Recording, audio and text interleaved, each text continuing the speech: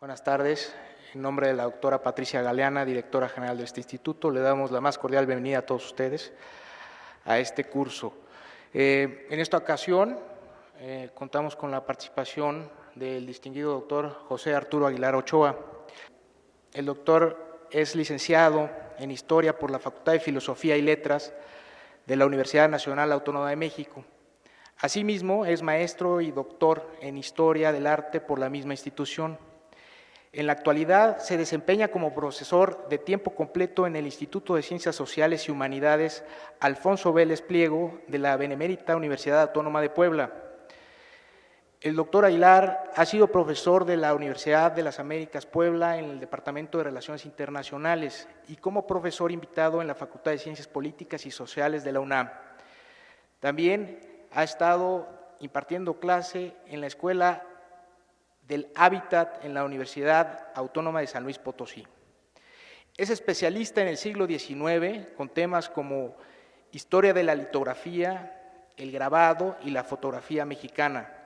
Actualmente está trabajando sobre los artistas franceses Petros, Farmont Blanchard, 1806-1872, y Gatin Suchet Alvimar, 1770-1854. El doctor Arturo Aguilar ha colaborado como autor de artículos y capítulos en libros colectivos y en revistas especializadas. Algunas de sus publicaciones son La fotografía durante el Imperio de Maximiliano, Introducción al álbum pintoresco de la República Mexicana, el taller de Ignacio Cumplido en la Ciudad de México, entre otras. Le damos la más cordial bienvenida, doctor, en nombre de la doctora Patricia Galeana. Muchas gracias, doctor.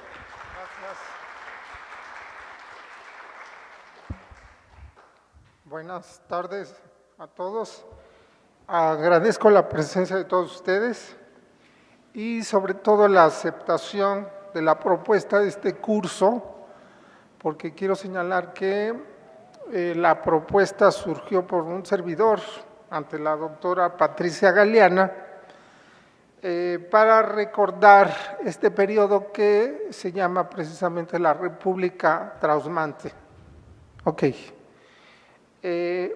También quiero señalar que este es un trabajo que forma parte de un libro más amplio que estoy realizando, un libro que es sobre la vida cotidiana en México en la época del Segundo Imperio.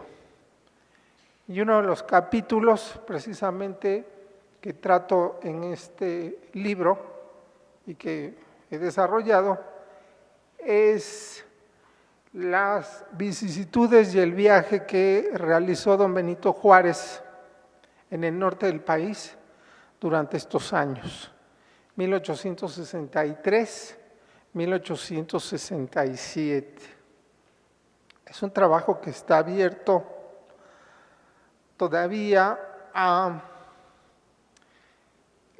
que revise fuentes nuevas, documentos y libros que habrá que revisar, pero que de alguna manera me apasiona y me interesa en lo particular. Bueno, hablando ya precisamente de la República Trausmante, que les digo que también recibe otros nombres, porque también se le puede llamar República Errante o itinerante o nómada. Este periodo empieza el 31 de mayo de 1863, cuando después de largas sesiones en el Congreso y ante el peligro que representaba la inminente entrada de las tropas francesas a la Ciudad de México, por la derrota y la toma de la ciudad de Puebla, después de un largo sitio de 62 días, hay que aclararlo, el presidente Benito Juárez, que lo vemos aquí, decide salir de la capital y trasladar los poderes de la República al interior del país. En este primer momento a la ciudad de San Luis Potosí. Será durante 4 años, 1 mes y 15 días que la soberanía estará errante. Este es un traje de una fotografía, de don Benito. seguramente tomada en Guadalajara. No estoy convencido, pero es muy probable que se haya tomado en Guadalajara, cuando también tuvo que salir exiliado durante la Guerra de Reforma. Y tenemos un listado de los años y los periodos en los que estuvo el presidente Benito Juárez fuera del país. Como ustedes pueden ver en el cuadro que está aquí, se analiza precisamente esta cronología de la República Nómada. Empieza precisamente en México, en la Ciudad de México, el 31 de mayo de 1863. De ahí sigue el siguiente cuadro, que es San Luis Potosí, a donde entra el 9 de junio de 1863 y está hasta el 22 de diciembre de ese mismo año. Pero de ahí tiene que salir el presidente nuevamente a otro lugar, que es Saltillo, y que lo vamos a ver. Y bueno, se analizan, si ustedes se dan cuenta, los meses que estuvo el presidente en cada una de estas ciudades. En San Luis estuvo 6 meses y 13 días. En Saltillo estuvo 1 mes y 1 día. Después en Monterrey hay un pequeño traslado que dura nada más 3 días por un conflicto que tiene con el gobernador de este estado, que es Nuevo León. Son 3 días. Tiene que regresar a Saltillo, está 1 mes y 16 días. Luego a Monterrey, luego Chihuahua. En Chihuahua aquí hay un dato mal, está equivocado el dato, porque si se dan cuenta ustedes, dice el 12 de octubre al 5 de agosto y señala que son 8 meses. Las cuentas no salen porque son más de 9 meses si contamos desde octubre a agosto del año siguiente. Son 10 meses casi que está en la ciudad de Chihuahua. Y luego, en Paso del Norte, en donde estará 2 meses, después hay otro retorno a Chihuahua, en donde permanecerá 19 días, nuevamente Paso del Norte, otro regreso a Chihuahua, y cuando ya se da el eminente fracaso del imperio y de la intervención francesa, empieza el retorno a la Ciudad de México nuevamente, primero con una estancia en Durango, luego en Zacatecas, que no hay claridad cuánto tiempo estuvo en Zacatecas, las fuentes no coinciden, luego en San Luis Potosí, en donde establece el gobierno. De hecho, nuevamente se establece la capital de la República en San Luis Potosí, y es ahí a donde varios emisarios del imperio, entre ellos la princesa de Salzam, van a pedir el perdón a Juárez del archiduque Maximiliano en San Luis Potosí nuevamente. Y luego la entrada a la Ciudad de México el 15 de julio de 1867. Hay símbolos también de esta república trashumante. Yo creo que uno de los símbolos más importantes que tenemos precisamente sobre esta etapa es el famoso carruaje negro que se encuentra actualmente en el castillo de Chapultepec. Ustedes lo pueden ver junto a la carroza de Maximiliano. La carroza de gala se encuentra en contraste, porque es verdaderamente contrastante este carruaje con el lujo que tenía el emperador Maximiliano, con la sobriedad del carruaje de don Benito Juárez. De alguna manera simboliza precisamente esta etapa en la que la República Mexicana permaneció en el norte del país y la soberanía se sostuvo precisamente con todos los problemas que ello implicaba en estas condiciones. Desde luego este periodo se puede analizar desde diversos ángulos que este curso no pretende agotar. Aquí se han invitado, y ustedes ojalá que tengan la oportunidad de escuchar a otros ponentes en donde vamos a analizar o se está analizando este periodo desde diferentes perspectivas. Ahí, por ejemplo, me interesó invitar a alguien que hablara de la caricatura política, de los personajes que estuvieron cerca del presidente Benito Juárez y, bueno, de la participación que tuvo los Estados Unidos y Matías Romero en el apoyo a la República itinerante o trashumante. También es interesante ver esto porque en el 2017 se cumplirán 150 años del triunfo de la República que defendió don Benito Juárez. Sin embargo, yo pienso que puede olvidarse este periodo, entre otras razones, porque también en el 17 se celebrará el Congreso Constituyente y la elaboración de la Constitución Política, que probablemente se inclinen mucho hacia esta etapa algunos de los organizadores de los eventos, y de aquí mi interés por no olvidar este periodo que precisamente tiene enorme trascendencia para la historia de nuestro país. En este caso, quiero señalar que he querido abordar la manera en que vivió el presidente Juárez, junto con su familia y sus ministros, esa vida en el norte del país. Algunas anécdotas que se presentaron en esta etapa y que poco ha tocado la historiografía oficial.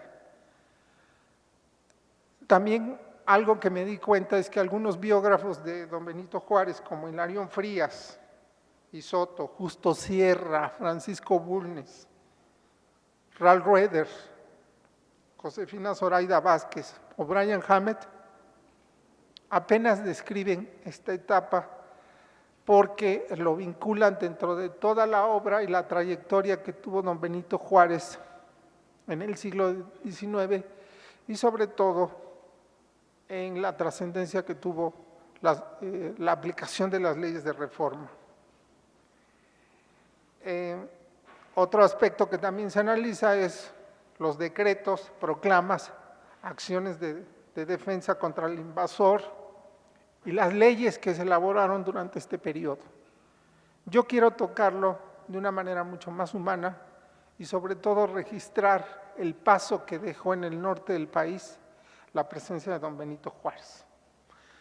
Sin embargo, debo de reconocer también que hay una excepción a este periodo y curiosamente viene de un personaje que algunos consideran que no es historiador, pero hay que reconocer las aportaciones que se tiene, que es Paco Ignacio Taibo.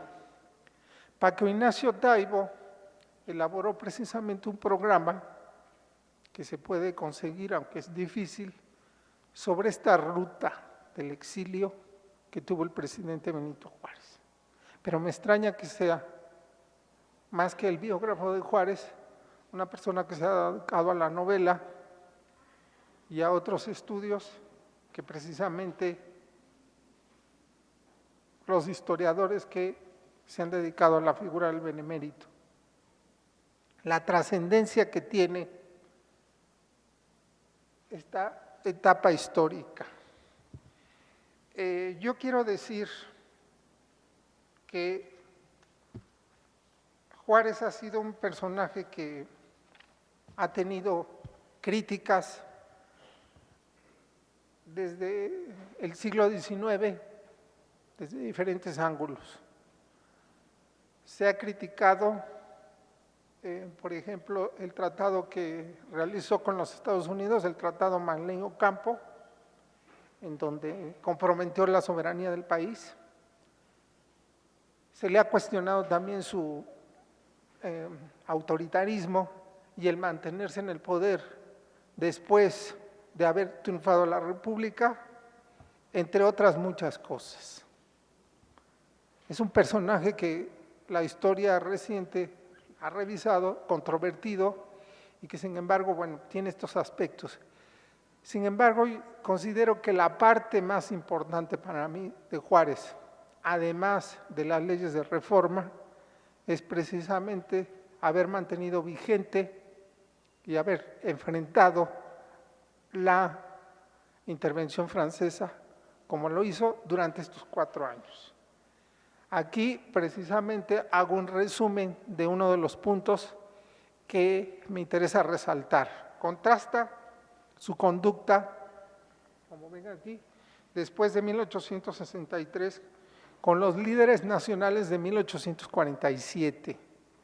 Estoy pensando especialmente en don Antonio López de Santa Anna, frente a la guerra con los Estados Unidos, quienes en lugar de organizar la defensa, la resistencia y disputar cada plano de terreno como hizo Juárez, firmaron la paz con el enemigo. Y aquí hay un argumento muy sólido precisamente de uno de los enemigos de don Benito Juárez, Ignacio Manuel Altamirano. Altamirano reconocía, dentro de todos los errores que pudo haber tenido el presidente Juárez, esta cualidad, ya que para él la situación de 1863 era infinitamente más peligrosa que 1847, ya que los invasores extranjeros podían contar con el apoyo, y de hecho contaron con el apoyo, de los conservadores mexicanos. Se dividió el país y él considera que precisamente la figura de Juárez pudo mantener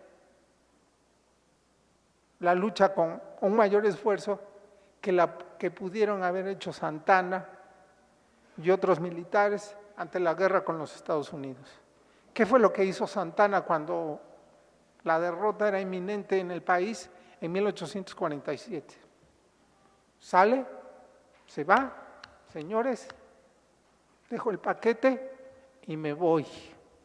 Juárez no, insisto, puede cuestionársele muchos aspectos a Juárez, pero una de las cualidades es haber enfrentado la intervención francesa como lo hizo y haber mantenido la República durante estos años bajo condiciones que eran adversas.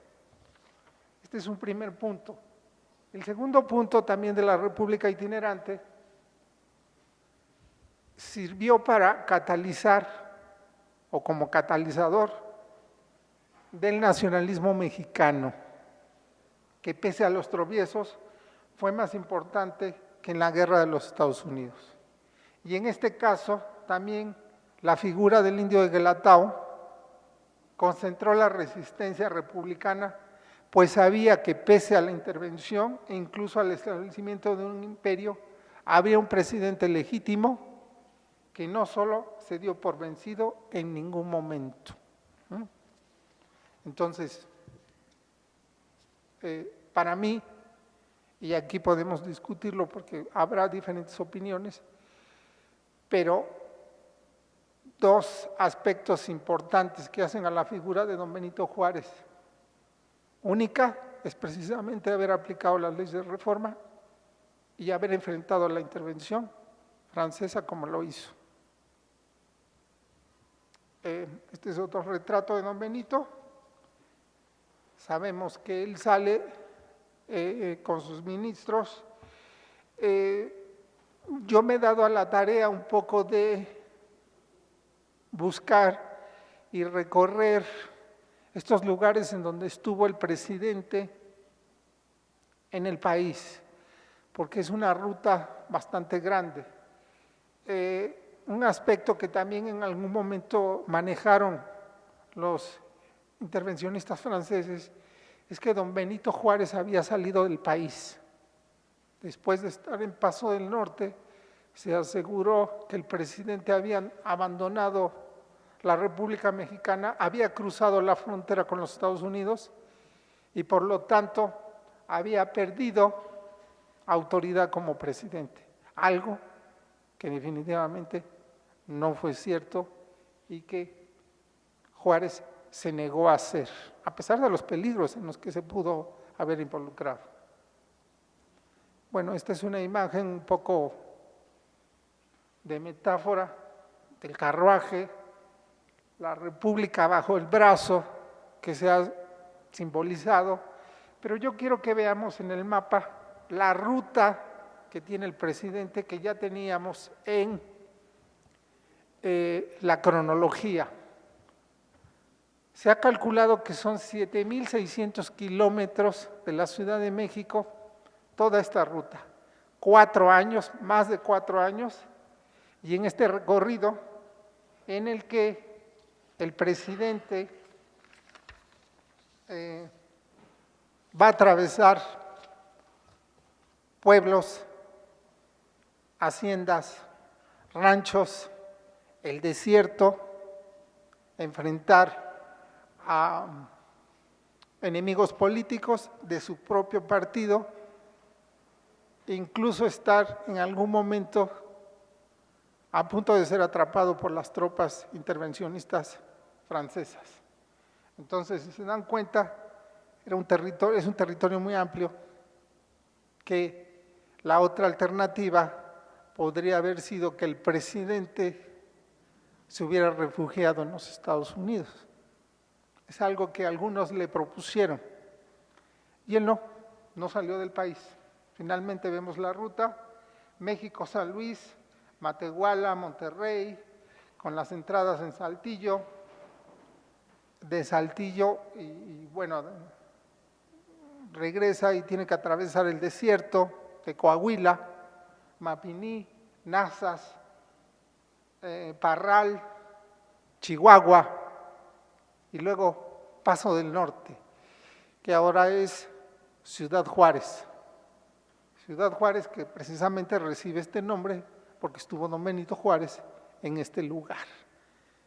He hablado con algunas personas del norte del país y lamentablemente también me he dado cuenta que poco conocen este episodio de nuestra historia. Digo, hay muchas personas que lo conocen, pero que no se le ha dado importancia como debería de ser, porque es parte de esta etapa fundamental para entender cómo enfrentó el Benemérito esta situación. Y luego el retorno, que finalmente se realizará desde Chihuahua,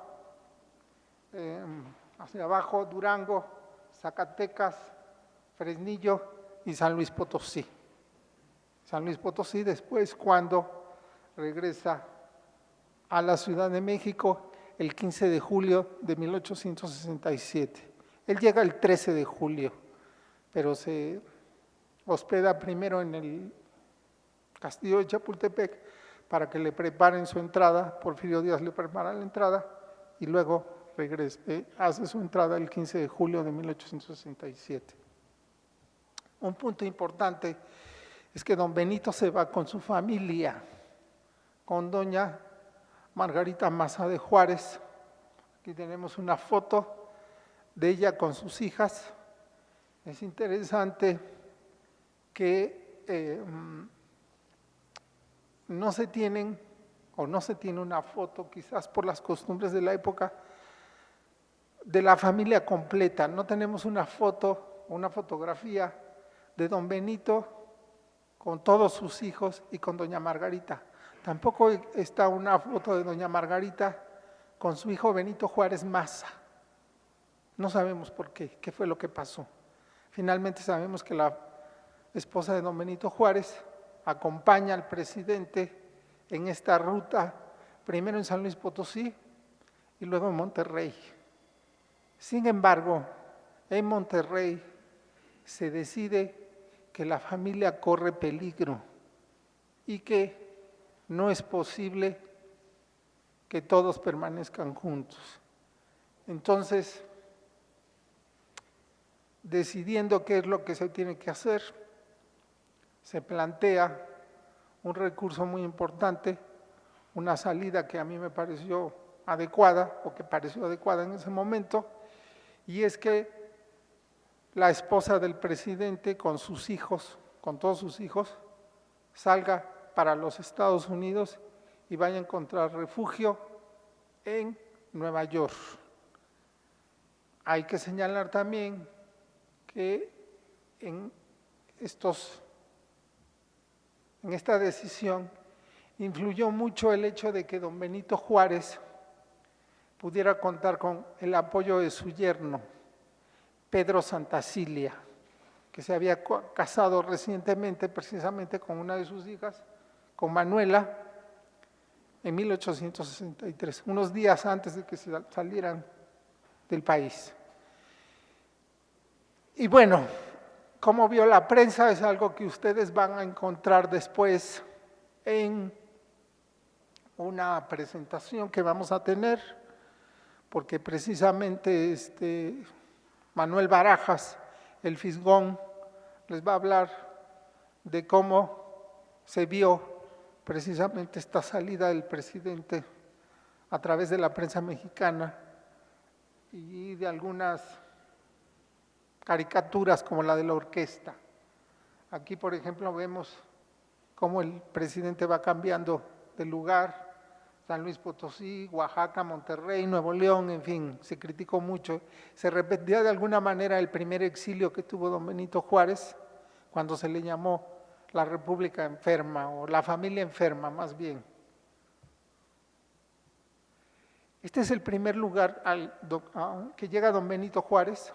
Es un poco compartirles esta búsqueda que yo hice al revisar el tema de la República itinerante, porque don Benito pasa por Tepeji del Río, luego Arroyo Zarco y llega a Dolores Hidalgo, Guanajuato, la cuna de la independencia. Ahí don Benito Juárez, junto con sus ministros, hay que señalar que no iba solo, iban otra serie de personajes: Felipe Berriozábal, José María Iglesias, Sebastián Lerdo de Tejada, Guillermo Prieto, Jesús Terán, en algún momento Jesús González Ortega,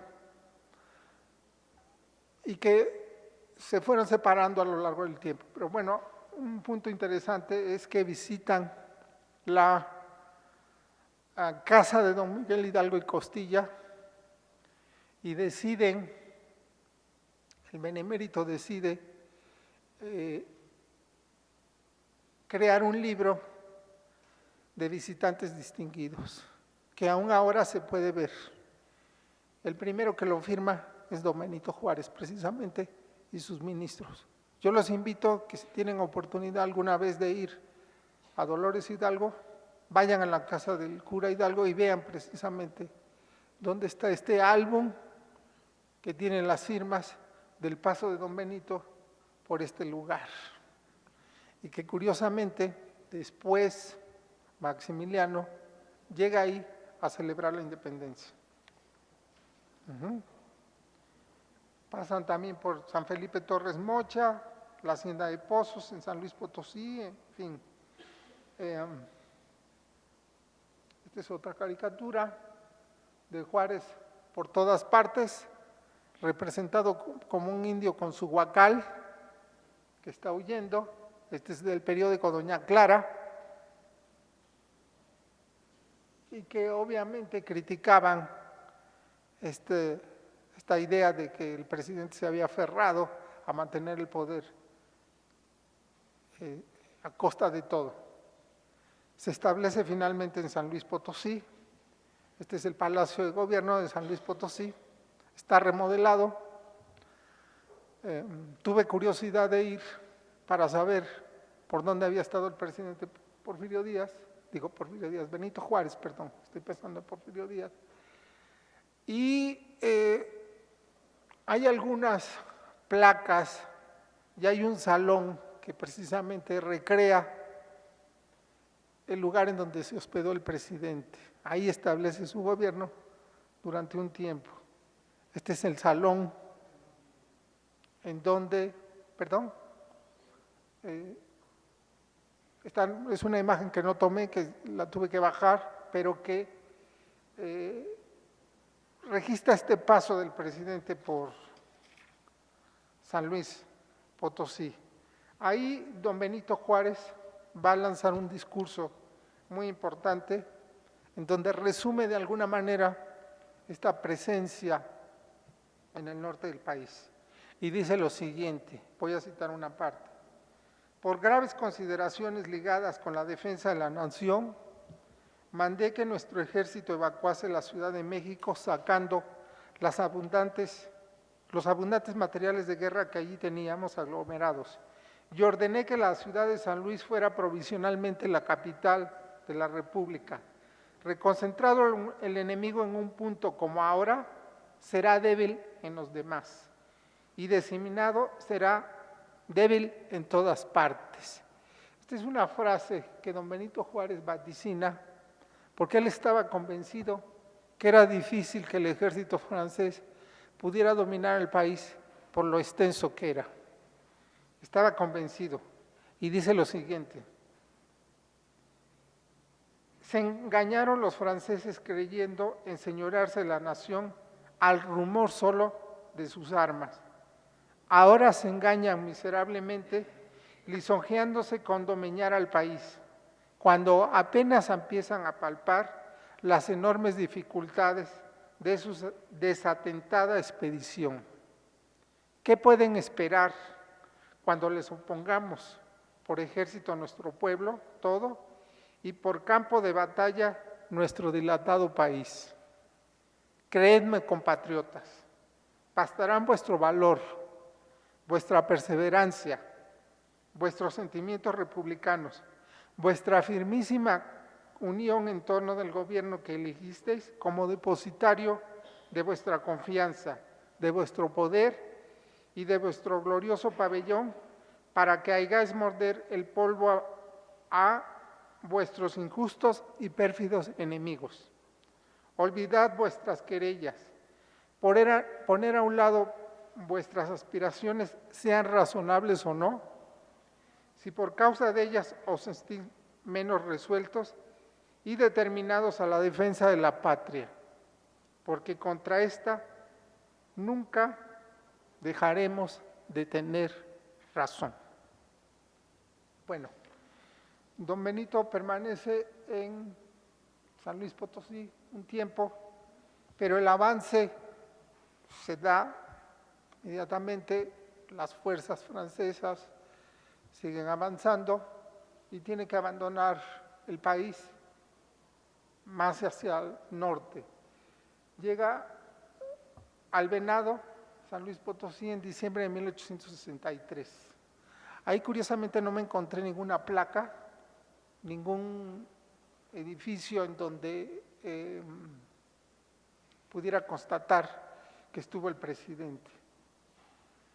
Sin embargo, en un lugar escondido, que eso también lo cuento como anécdota, que es Matehuala, que ya ha cambiado mucho, preguntando en dónde había estado la casa del presidente Benito Juárez en esta ciudad, nadie me sabía decir en dónde.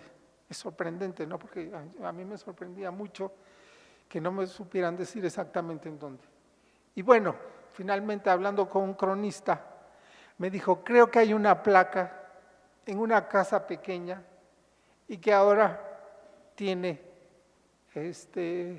un negocio de cocina económica. Ahí está. Si ustedes se dan cuenta, hay una pequeña placa del lado de mi lado izquierdo, del lado derecho de ustedes. Y ahí dice precisamente el ciudadano Benito Juárez, en su peregrinación a Paso del Norte, ocupó por breves horas esta habitación en enero de 1864. Pero también hay un descuido porque las autoridades no se han preocupado por mantener este edificio como debe de ser. Hay un puesto, en algún momento una persona me dijo que habían pegado o grafiteado el edificio porque no hay un interés por conservar esta estancia del presidente. Y luego llega a la ciudad de Saltillo, Coahuila, que es una ciudad, se conoce mucho por su catedral, por ser una ciudad en donde se fabrican los famosos zarapes de Saltillo, pero que tampoco había tantos documentos que me hablaran precisamente del paso de don Benito Juárez por el norte del país. Este es el recinto que sí puedo encontrar, el recinto a Juárez en la ciudad de Saltillo, en donde entra el benemérito el 9 de enero de 1864. Una casa sencilla, se conserva muy bien, se conserva también como una casa de la cultura. En algún momento se consideró que era importante conservarlo como casa de la cultura. Hay personas que van a realizar actividades didácticas como aprender a dibujar, bailes de salón, en fin, pero que al menos está cuidada en la ciudad de Saltillo.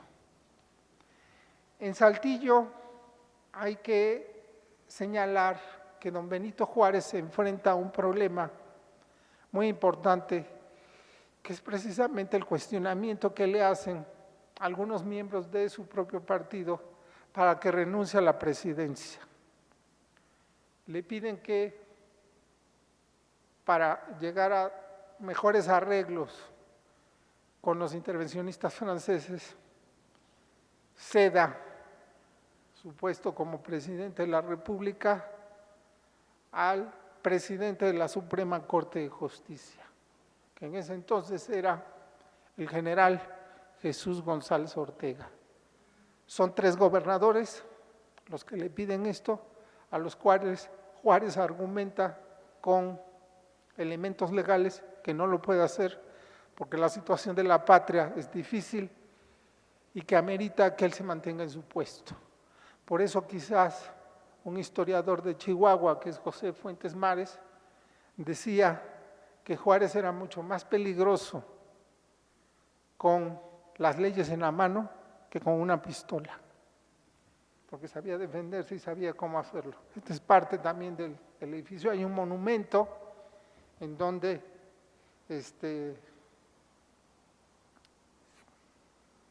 se ha construido este paso de don Benito Juárez por el norte del país.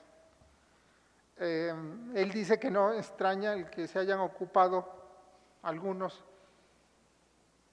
se ha juzgado útiles sus servicios de aquellos hombres que me han agraviado en mi honor y reputación. Y bueno, da un discurso que también lo remito a los documentos de José L. Tamayo, en donde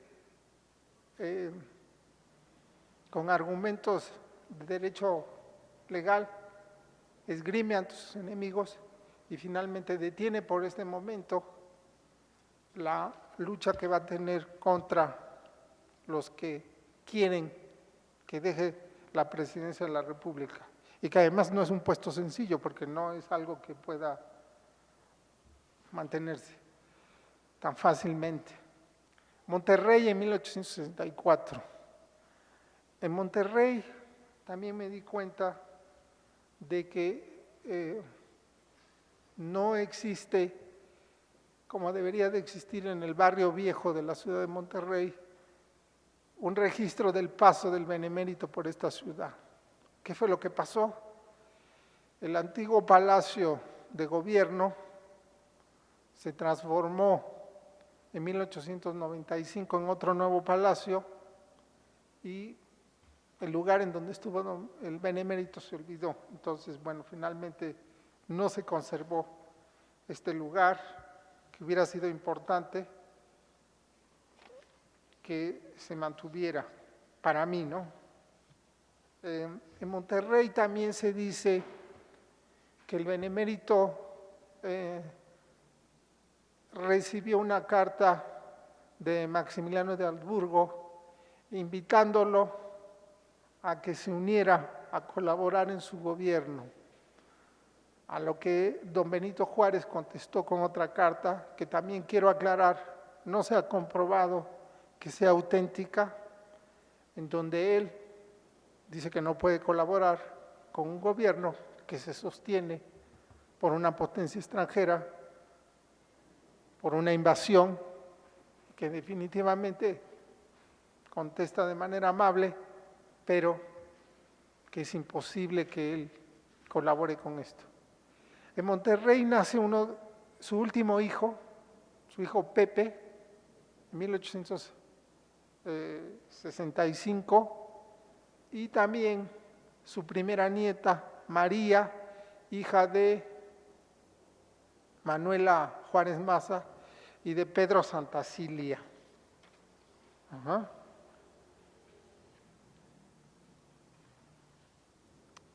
Después tiene que enfrentarse a el desierto de Coahuila. Pero hay un incidente importante en la entrada a Monterrey. Antes de pasar al desierto, cuando don Benito se interna en el desierto de Coahuila, tiene un conflicto con el gobernador Santiago Vidaurri, que se niega a apoyar al gobierno de la República. De hecho, en la primera entrada que hace a Monterrey don Benito Juárez, Santiago Vidaurri se encierra en la Ciudadela y decide atacar las fuerzas del presidente. Hay una entrevista que tiene con don Benito Juárez,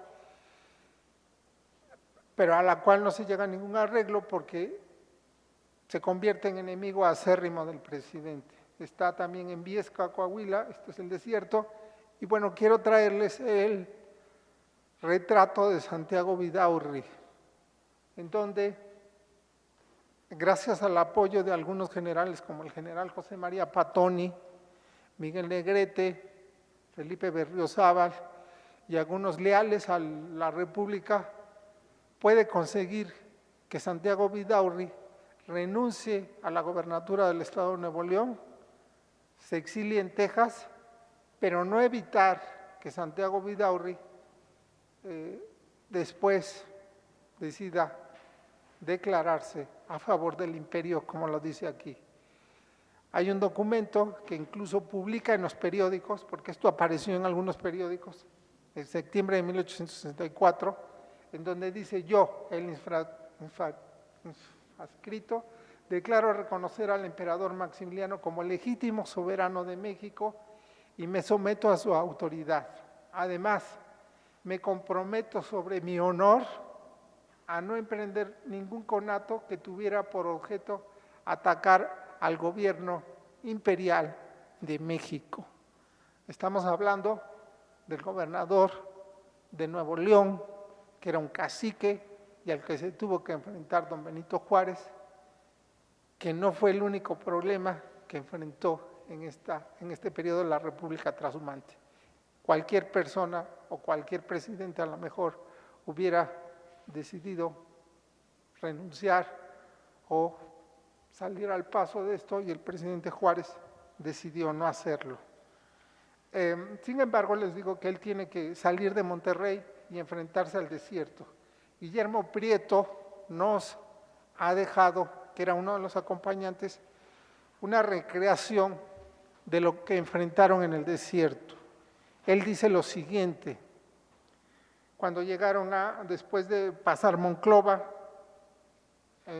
la hacienda del Anhelo, dice lo siguiente: nuestras marchas eran penosas sobre toda ponderación, el hambre, la sed rabiosa, el cansancio invencible concurrían a atormentarnos. Al divisar las blancas paredes de una hacienda, la comitiva corrió en pos del agua que sonaba como música del cielo, en un vecino arroyo tras de las tapias de la hacienda. El asalto fue a la huerta, donde muy dilatados emparrados brindaban solaz y descanso, así como los colgantes racimos de uvas produjo disenterías y enfermedades que agravaron en mucho nuestra situación. La jornada fue fatigosa en extremo, reverberaba el sol en la hierba amarilla y a veces nos parecía que el polvo se levantaba como llamas. Los jinetes iban tendidos sobre los cuellos de los caballos. Estos solían pararse y rascar como buscando humedad en la tierra. Sin embargo, señala Guillermo Prieto, había un incentivo que nos mantenía en pie en esta situación tan difícil. La serenidad del presidente Benito Juárez en estos momentos. Bueno, el desierto, algunas imágenes del desierto que tiene que atravesar, y luego, después de Viesca, hay un episodio también muy interesante, que es cuando ya el ejército francés está a punto de tomar a la comitiva, sobre todo las mulas que llevaban y los bueyes que llevaban en carretas el archivo de la nación, el presidente toma la decisión de esconderlo en la gruta del Tabaco. A varios habitantes de este lugar deciden esconderlos en una cueva que en 1972 se decidió construir un monumento. Esto está en la carretera entre Saltillo y Coahuila. Y bueno, quise traerles la imagen porque se conserva parte de todo esto. Es interesante que el archivo se conservó durante 3 años en esta cueva, a pesar de que muchos de los que sabían el secreto se les atormentó, se les amenazó en algún momento por las fuerzas del ejército francés para que confesaran en dónde estaba el archivo. Hubo traición de algunos de los miembros mencionando que se sabía en dónde estaba. Don Benito Juárez prometió, cuando el triunfo de la República, regresar a este pueblo del Tabaco, la Cueva del Tabaco, para hacer un homenaje a los que habían mantenido el archivo en este lugar. Sin embargo, no lo pudo hacer. Entonces, en 1906, en el centenario del natalicio de don Benito Juárez, el que cumple esta enmienda es precisamente su hijo, Benito Juárez Maza, que se toma una fotografía con algunos de los sobrevivientes que habían conservado los archivos de la nación en esta cueva. Sin embargo, también ahí se dice que pasó un incidente curioso, porque uno de los personajes, Felipe Reyes, que encontramos junto a don Benito Juárez Maza, en ese entonces diplomático, cuando se entera que hay una francesa en el banquete que se ofrece a todos los miembros del evento, se niega a sentarse en donde esté una mujer de ascendencia francesa, que era precisamente los enemigos contra los que se había luchado durante la República itinerante.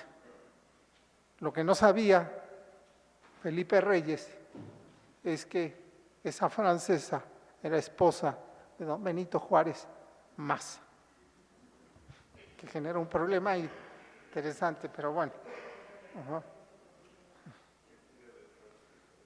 Está en la carretera Matamoros-Saltillo. Aquí está lo que se construyó, en fin. Se ilumina, pero se ha descuidado. Es un lugar ahora muy inseguro también. Lamentablemente la inseguridad del país ha hecho que se abandonen algunos de estos monumentos y que no se les dé el mantenimiento que merecen por todo lo que estamos viviendo en el país, ¿no? Luego el presidente sigue más hacia el norte tiene que llegar a Chihuahua y en una de las haciendas que se llama La Noria Prediseña, municipio de Cuencamé, ya en el estado de Durango, en septiembre de 1864, llega la comitiva con don Benito Juárez, los soldados, algunas mujeres que acompañan a los soldados, y están a punto de descansar. Es 16 de septiembre de 1864. Algunos soldados se dan cuenta de que es una fecha significativa para el país y que se tiene que celebrar la independencia de México, aún en las soledades de este lugar. Entonces, comunican sus intenciones a don Guillermo Prieto, al general Miguel Negrete, y Juárez da la autorización para que se celebre la independencia en esta hacienda. Hay varios testimonios que hablan precisamente de cómo fue esta solemnidad. Uno de ellos es el de José María Iglesias, que nos narra qué fue lo que pasó en su libro, que ustedes pueden consultar, Revistas Históricas sobre la Intervención Francesa. Él dice lo siguiente: la solemnidad del acto fue grandiosa por su misma sencillez. Las montañas que limitaban el horizonte se elevaban majestuosas, como testigos mudos de aquel imponente espectáculo. La luna, saliendo de entre unas nubes que la habían ocultado poco antes, rehilaba sobre el Nazas que corría a poca distancia. El cuadro de los concurrentes, formado junto a la puerta de la hacienda, se componía del gobierno, cuanto de la escasa, cuanto leal comitiva que la acompañaba en su tercera peregrinación, de los soldados del batallón de Guanajuato y del cuerpo de carabineros a caballo, fiel escolta del supremo magistrado de la nación, y de los sencillos habitantes de la hacienda que por primera vez asistían a un acto semejante. Se dice que se levantaron fogatas, que el general Miguel Negrete improvisó una bandera para arriarla en este lugar del desierto, que se entonó el himno nacional y que todos se emocionaron mucho por celebrar la independencia, aún en circunstancias tan difíciles como era esta que estaba viviendo la comitiva presidencial, que curiosamente contrastaba con la celebración que por esas mismas fechas realizaba Maximiliano en Dolores Hidalgo, con un Te Deum, banquete, brindis y todos los lujos que podía encontrar, que era todo lo contrario de la celebración que tenía el presidente en estas soledades del país. Se dice también que se entonaron algunos cantos que después finalmente los soldados se dedicaron a celebrarlo con bailes y con canciones muy comunes en la época. Una de estas canciones que Vicente Quirarte dice pudo haber sido la de los cangrejos. Entonces, que era escrito con letra de Guillermo Prieto y que precisamente criticaba lo retrógrado que eran los conservadores que estaban apoyando al imperio. Los cangrejos, que curiosamente también había pedido Maximiliano a su paso por Guanajuato que se cantara y que fue muy criticado por algunos de sus colaboradores. Ironías de la vida que se presentaron en ese momento. Bueno, habla de cangrejos al compás, y un paso para adelante, un paso para atrás, porque se suponía que los cangrejos iban para atrás como los conservadores, ¿no? Es la canción mucho más larga, las estrofas tienen más, pero aquí quise traerles nada más un ejemplo de parte de estas canciones. Luego está en Nazas, hay una pequeña casa en donde se hospedó el presidente, y el museo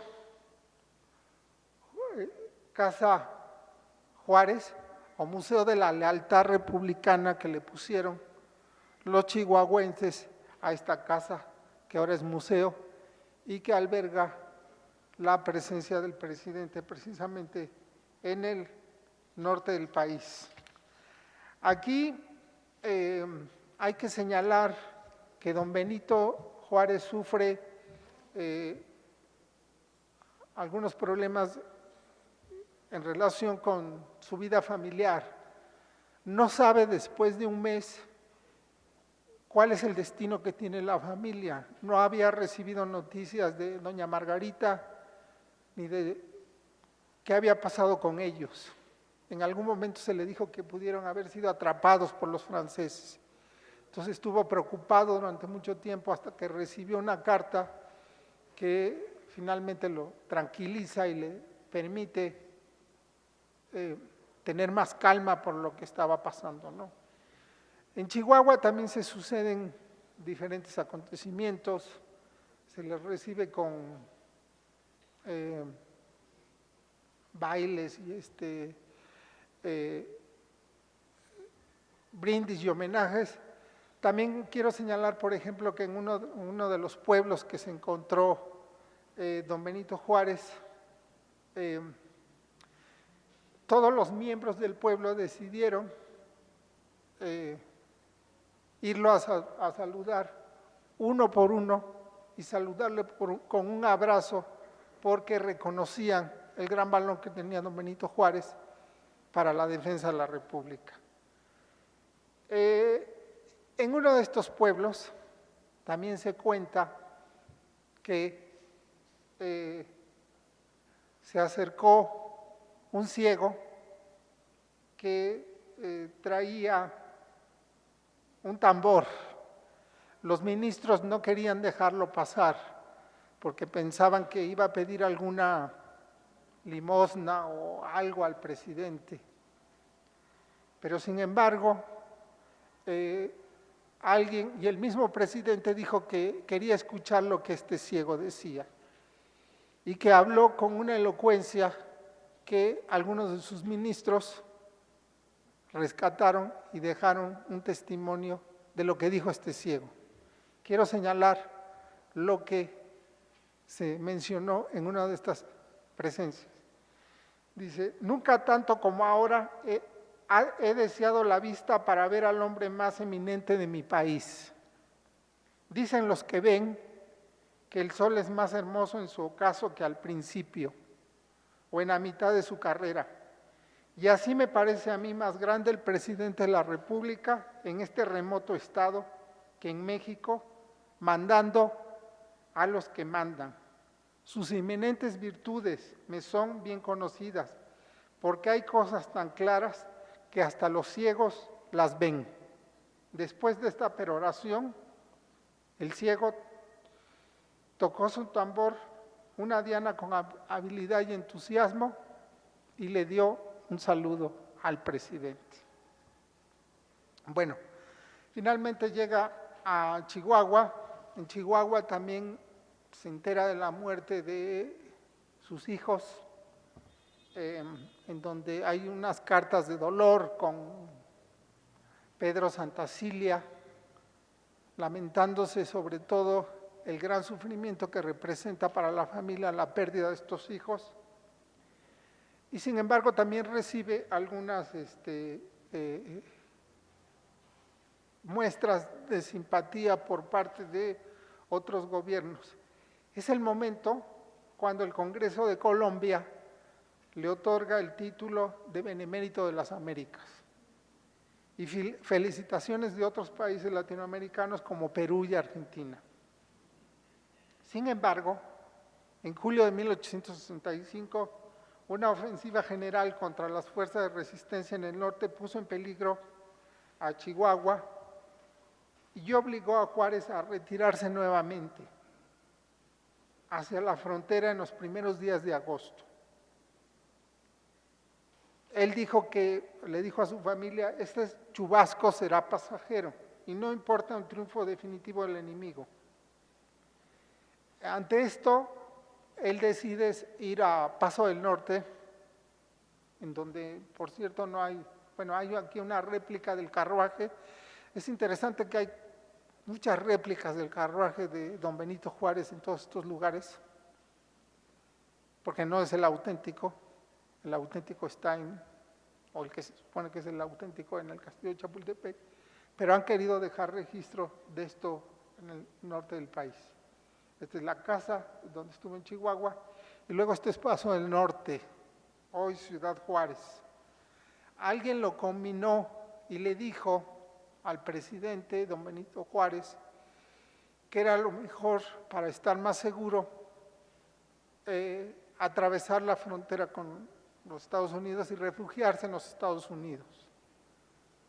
El mismo ministro ante los Estados Unidos, Matías Romero, lo convenía porque el peligro era inminente.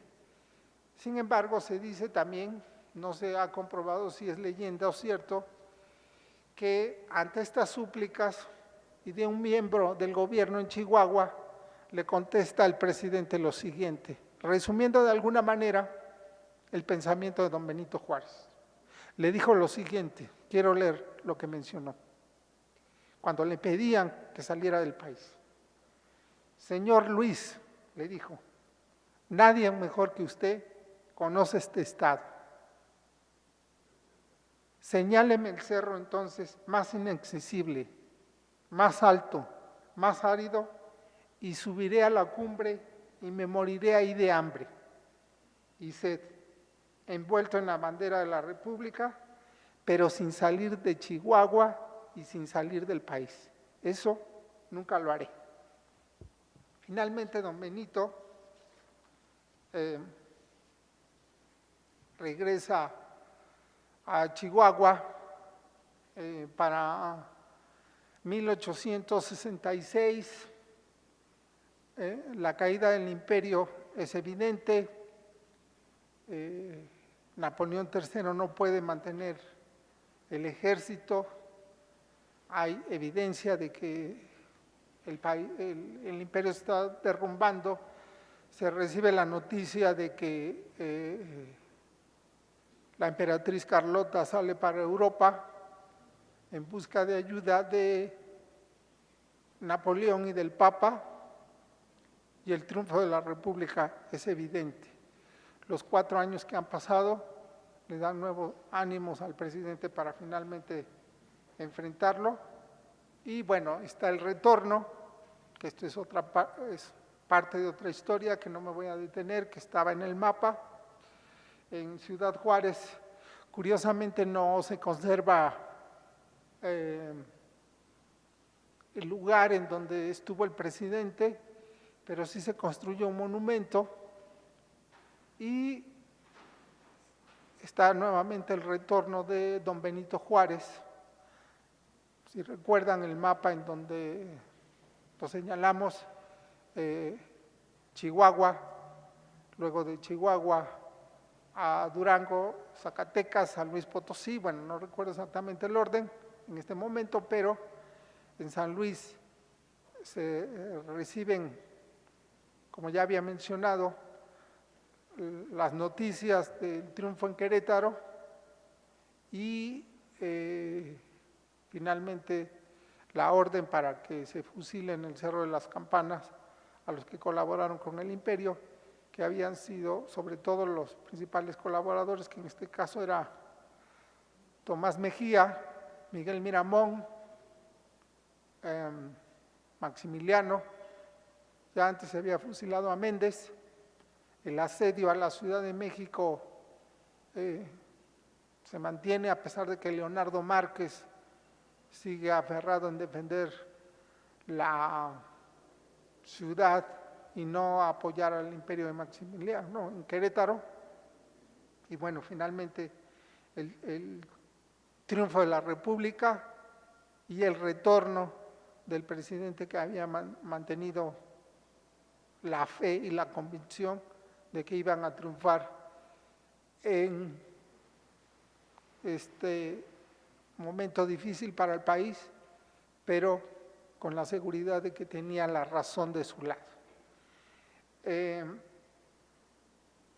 dice lo siguiente, le dice a la familia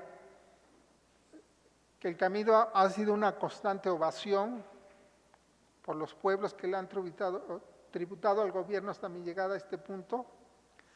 Yo creo que aquí la única comparación que yo encuentro de este retorno triunfante lo puedo encontrar unos años después en Madero, cuando triunfa la revolución, porque no he encontrado mayores manifestaciones de aprecio y de apoyo a un presidente, como fue en 1867 con don Benito Juárez y en 1913 a Madero, precisamente en el norte del país. En la Ciudad de México, Porfirio Díaz prodigó los gatos para solemnizar la ocasión dignamente. Así, el 15 de julio, el presidente hizo su entrada triunfal con sobrio fausto republicano, atravesando las calles empavesadas de la ciudad capital entre las aclamaciones reales que hacían gala de su regreso marcial. Pasó revista a las tropas desde el balcón de Palacio Nacional y expidió una proclama en el cual, exhortando a sus conciudadanos a coronar el triunfo con los laureles de la moderación, única aproximación a la imparcialidad, pronunció la última frase sobre la intervención, que era lapidaria y se ha convertido en un lugar común y monumental. La famosa frase que ustedes conocen y que se ha repetido tanto de don Benito Juárez, y que dice: entre las naciones como entre los individuos, el respeto al derecho ajeno es la paz. Se ha criticado también que en algún momento no permitió que lo acompañaran en el carruaje Porfirio Díaz y algunos generales, y sí Lerdo de Tejada y José María Iglesias, en fin, hay muchas opiniones al respecto. Lo cierto es que terminaba así la República errante y empezaba entonces la República restaurada, que algunos historiadores consideran que es un nombre equivocado, llamarle República restaurada, porque nunca se perdió la República. En todo caso, debería de llamarse República triunfante porque triunfó al final. Muchas gracias.